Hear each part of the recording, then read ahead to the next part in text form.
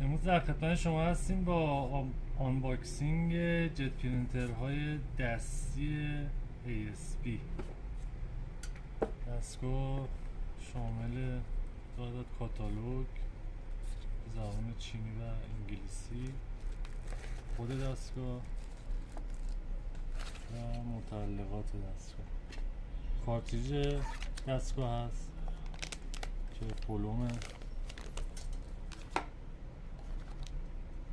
کابل شارژ اضافه بند نگه دارنده، پن دستگاه، یک عدد لاستیک برای اینکودر دستگاه، یک عدد USB و یک عدد OTG تبدیل.